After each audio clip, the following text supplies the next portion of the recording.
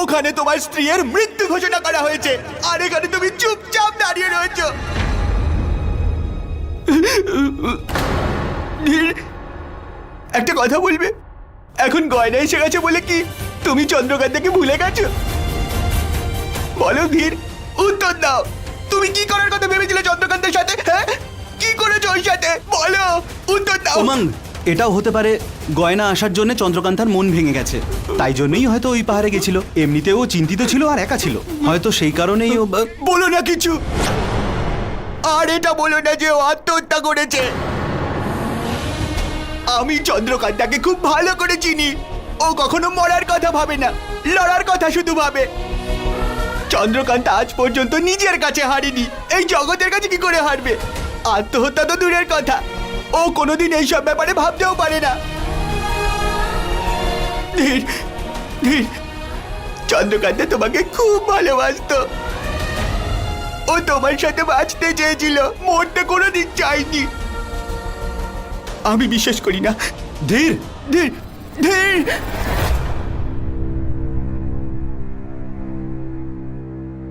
আমরা তোকে এটার মধ্যে পেয়েছিলাম। আমাদের কোনো সন্তান ছিল না। সারাদিন ভগবান বিষ্ণুর কাছে প্রার্থনা করতাম একটা সন্তান লাভের জন্যে। তারপর একদিন সমুদ্রের ধারে আমরা একটা শিশুকে পাই, এই ঝুড়ির মধ্যে।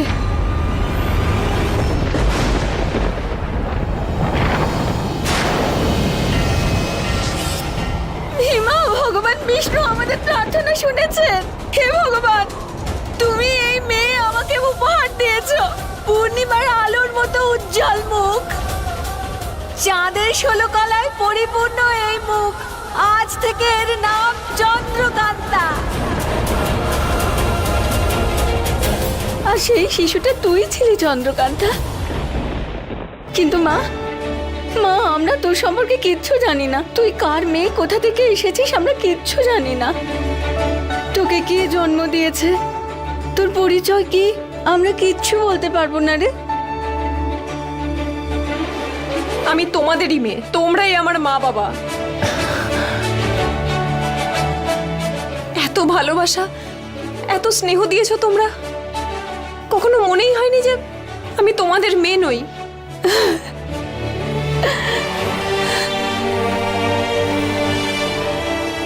কে বলেছে তুই আমার মেয়ে নোস? তোকে আমি গর্ভে ধারণ করিনি বলে আমি কি তোর মা নই? একটা কথা মনে রাখিস, রক্তের থেকে ভালোবাসার সম্পর্ক বেশি গভীর।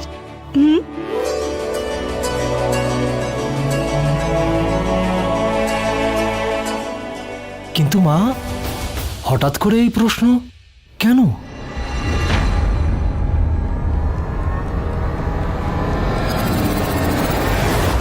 বন্দে বিষ্ণু, বন্দে বিষ্ণু।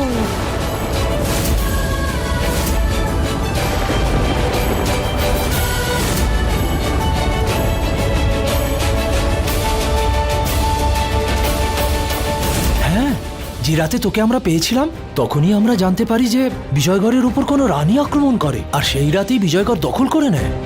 আর রাতারাতি বিজয়গড়ের রানীও বদলে যায়। উনি কি রানী ইরাবতী ছিলেন? রানী ইরাবতীর আগে বিজয়গড়ের রানী রত্নপ্রভা। ইরাবতী কি রানী রত্নপ্রভাকে ঠকিয়েছিলেন?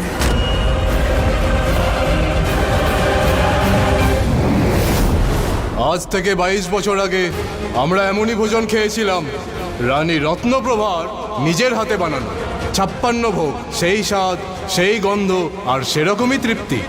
এটা সেই মেয়ে যার মধ্যে রত্নপ্রভার গুণ আছে। এত সব প্রশ্ন, উত্তর একটাও নেই। আমি এই সব কিছুর উত্তর চাই। সত্যি যাই হোক, আমি তোমাদেরই সন্তান। তোমরা যত তাড়াতাড়ি পারো এখান থেকে সূর্যগড়ে চলে যাও। আর হ্যাঁ, এমনভাবে যেও যাতে কেউ জানতে না পারে। না মা, আর কতদিন আমরা এভাবে পালিয়ে বেড়াবো? মেঘ আমাদের এখানে থাকার কত ভালো ব্যবস্থা করে দিয়েছে। মা, আমি বললাম তো তোমরা সূর্যগড়ে চলে যাও। আমি আমার সব প্রশ্নের উত্তর পেয়ে গেলে আমি তোমাদের কাছে ফিরে আসব। এটা ভুলিস না, ধীরের সঙ্গে তোর বিয়ে হয়েছে। ধীর খুব ভালো ছেলে। আমরা বিশ্বাস করি ও তোকে কোনোদিন ছেড়ে চলে যাবে না। চন্দ্রা, ধীর, একটু দাঁড়াও। কোথায় যাচ্ছ তুমি? গয়না, আমার রাস্তা ছেড়ে দাও। আমি চন্দ্রকান্তাকে খুঁজতে যাচ্ছি। ধীর, এখনো তুমি তো আমাদের সন্তানের বাবা হতে চলেছো। কিছুদিনের মধ্যেই আমাদের বিয়ে হবে। তোমার এই সন্তানের প্রতি কোনো দায়িত্ব নেই? দেখো, এই সময় আমি তোমার কোনো কথা শুনতে চাই না। আমি বলছি তুমি রাস্তা ছাড়ো, আমাকে যেতে হবে। ধীর, যেও না তুমি। এখন আর গিয়ে কোনো লাভ হবে না। আমি তো শুনেছি ও মারা গেছে। ভগবান ওর আত্মাকে শান্তি দিক। আমার নিজেরই কিন্তু খুব খারাপ লাগছে, কিন্তু তোমার কি আমাদের এই সন্তানের প্রতি কোনো দায়িত্ব নেই? আমি বলছি আমার রাস্তা থেকে সরে যাও। যাও, গিয়ে বিশ্রাম করো। আমি চন্দ্রকান্তাকে খুঁজে বের করব, যেভাবেই হোক।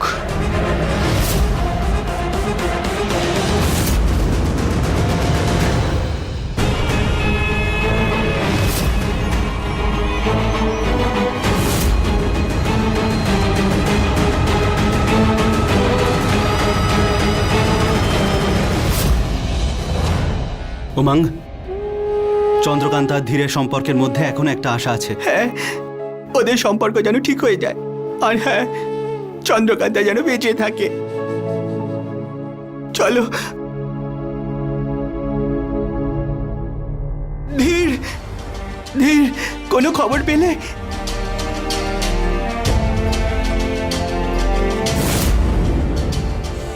মেঘ, উমং, যদি ওখান থেকে কেউ নিচে পড়ে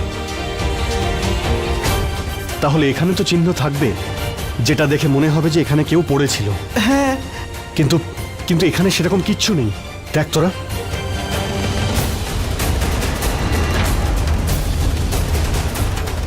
আমি এই পুরনো বিষ্ণুদেবের মন্দিরে আরেকবার যাই, ঠিক আছে? ধীর, ধীর। বিষ্ণুদেবের মন্দির, আমার সব প্রশ্নের উত্তর আমি সেখানে গেলেই পাবো। এই মন্দিরের সাথে কোনো সম্পর্ক তো আছে, কিছু একটা আছে ওখানে যা আমাকে বারবার ওখানে ডাকে।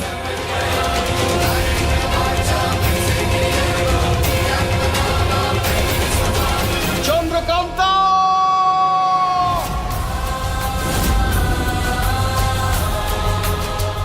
চন্দ্রকান্তা!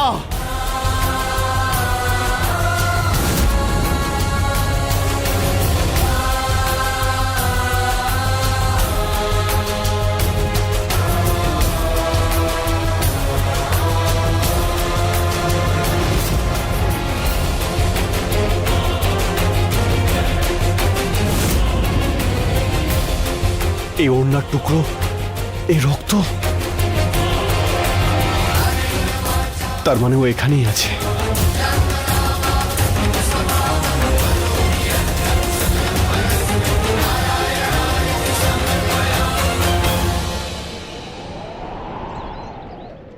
চন্দ্রকান্তা, কোথায় তুমি? চন্দ্রকান্তা! চন্দ্রকান্তা! আরে কোথায় গেলে তুমি? এই গন্ধটা তো ওর শরীর থেকেই আসছে। মানে ও আছে, ও এখানেই কোথাও আছে। চন্দ্রকান্তা! ধীর, চন্দ্রকান্তার কোনো খোঁজ পেলে? এই ওড়না টুকরোটা পেয়েছি, আর আর ওখানে রক্ত।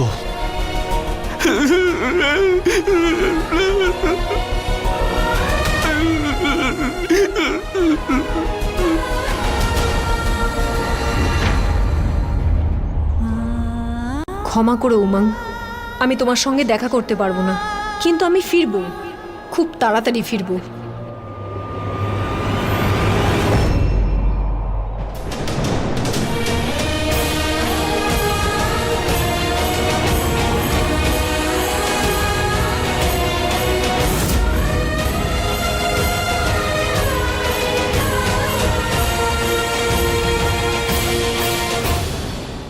রাজকুমার ধীর, আপনাকে রানী ইরাবতী ডেকে পাঠিয়েছেন।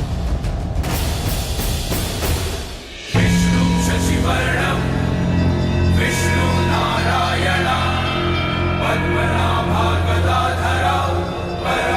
মধ্যম গড়ের একটা গুহার ভেতর ভগবান বিষ্ণুর একটা ল প্রজ্বলিত রয়েছে।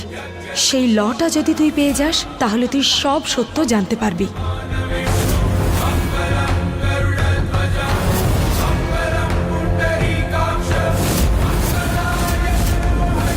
বন্দে বিষ্ণু।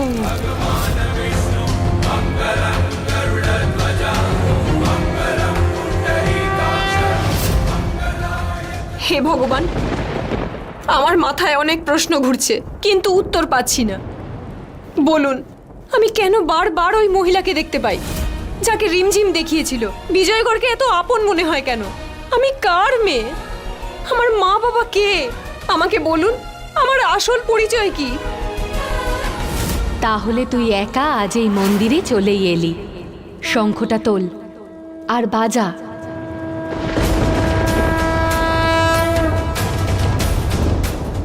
কে কে আছে এখানে?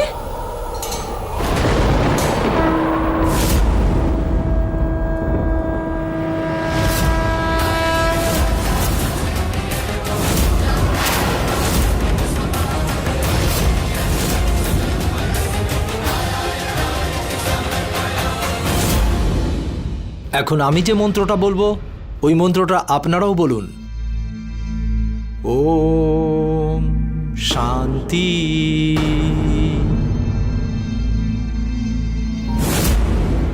আপনি মন্ত্র উচ্চারণ করুন।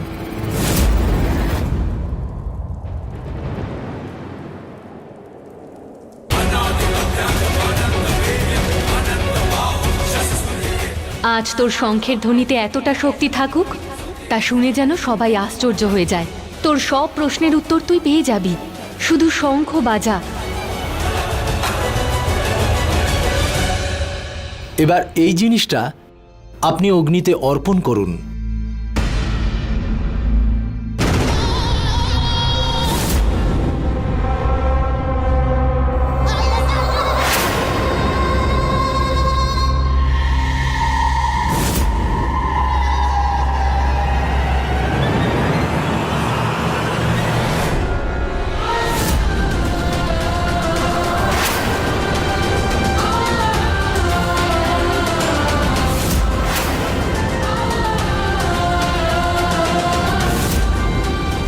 মৃতের এই বস্ত্রটিকে অগ্নিকুণ্ডে প্রদান করুন।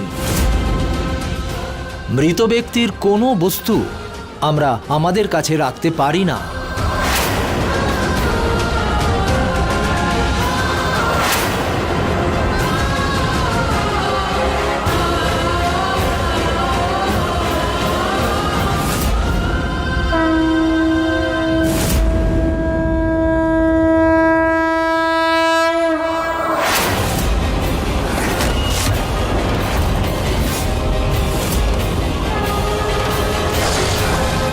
এত শব্দ কিসের? এই শঙ্খকে বাজাচ্ছে।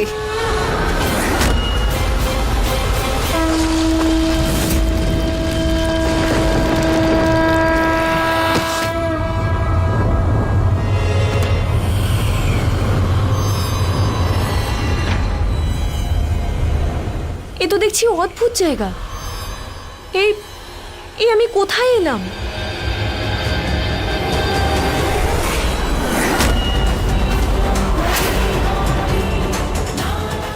এই মায়াবী অস্ত্র তো আমার পিঠেও আছে।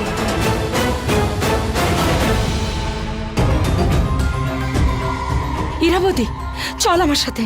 আর এই অন্তিম সংস্কার? অন্তিম কি আর আরম্ভ কি সেটা তুই পরে জানতে পারবি। এখন তুই চল আমার সাথে, চল।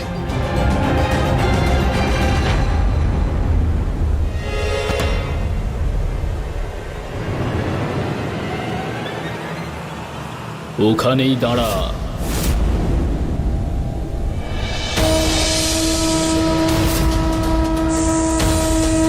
এই মাত্র তুই যে মায়াবী অস্ত্রের প্রতিচ্ছবি দেখলি, তার মধ্যেই তুই তোর প্রশ্নের উত্তর খুঁজে পাবি।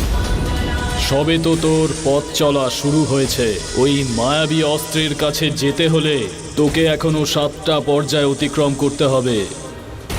যদি তুই কোনো পর্যায়ে অতিক্রম করতে না পারিস তাহলে তোর মৃত্যু অনিবার্য।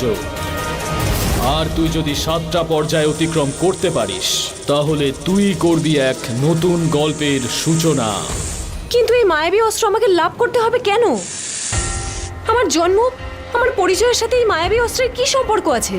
এতদিন তো আমি আমার পরিচয় পর্যন্ত জানতাম না। আমার প্রশ্নের উত্তর দিন শেষনাগ। আপনি কোথায় চলে গেলেন? আমি আমার প্রশ্নের উত্তর চাই।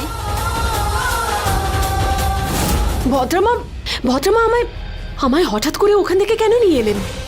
তুই কি ওই শঙ্খধ্বনি শুনতে পেয়েছিস? মন্দিরে বাজছিল, বিষ্ণুদেবের মন্দিরে বাজছিল। বিষ্ণুদেবের মন্দিরে কেউ বাজাচ্ছে। রানীমা, আপনার ঘরে সবকিছু এলোমেলো হয়ে রয়েছে। কি এলোমেলো হয়ে আছে? যাও এখান থেকে।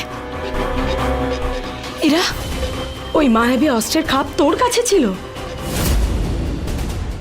হ্যাঁ, কেন? ঘরে চল, সব বুঝতে পারবি। চল। শেষনাগ, দয়া করে আপনি ফিরে আসুন। আমার প্রশ্নের উত্তর দিন। আপনি কোথায় চলে গেলেন?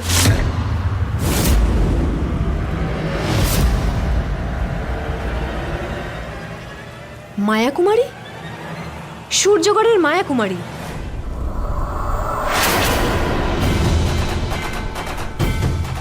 মায়াকুমারী নই, বিশাখা, বিজয়গড়ের বিশাখা, যে আজ পর্যন্ত আড়ালে ছিল। আর আড়ালে লুকোনো এই চেহারার একটা রহস্য ছিল, এক প্রতিজ্ঞা ছিল তোমাকে রক্ষা করার, যেটা আমি গত 22 বছর ধরে করে আসছি। সেদিন থেকে যেদিন তুমি সূর্যগড়ে গেছিলে, তোমায় রক্ষা করতে কখনো প্রতিঘাত এসেছে, আমি তার সাথে লড়েছি। প্রত্যেক মুহূর্তে, প্রত্যেক সময় তোমার কাছাকাছি ছিলাম আমি, তোমার অস্ত্র, তোমার বিশ্বাস, আবার কখনো রক্ষা কবচ হয়ে অপেক্ষা করছিলাম। তোমার ভিতরে যে মায়া শক্তি আছে তা কখন প্রকাশ পাবে, কখন তোমার আসল রূপ সামনে আসবে। কিন্তু আপনি এমন কেন করছিলেন? কে আপনি? আর কি চান? তোমার মাসি। মাসি? হ্যাঁ, তোমার মায়ের আপন বোন। তাহলে এতদিন পরিচয় লুকিয়েছিলেন কেন? তোমাকে সব বলে দিলে ইরাবতীও জেনে যেত। ইরাবতী যদি আমার সাথে তোমায় দেখে নিত, তাহলে তোমায় খুঁজে তোমার আসল পরিচয় জেনে যেত। এই কারণে তোমার রক্ষার জন্যই আজ পর্যন্ত নিজের পরিচয় তোমার কাছে লুকিয়ে রাখি। কিন্তু আজ তুমি তোমার প্রকৃত পরিচয় জানার জন্য আমার কাছে এসেছো, তাই তোমার আসল পরিচয় তোমায় দেওয়ার জন্য আমার পরিচয়ও তোমাকে দিতে হলো। আজ তুমি শঙ্খ বাজিয়ে আমার প্রতিজ্ঞা ভেঙে দিয়েছো। চলে এসেছে সেই সময়, যে সময়টা এসেছিল বহু বছর আগে। আর ওই দিনটা তোমার ভাগ্য, তোমার জীবন বদলে দিয়েছিল। না হলে তোমার কাহিনী অন্য কিছু হতো। তুমি শুনবে?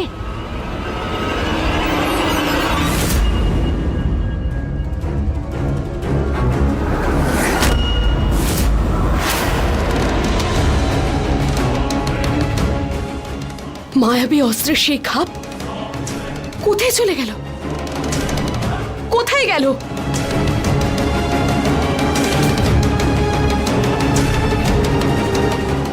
এসব কি হচ্ছে? এসব কি হচ্ছে ভদ্রমা?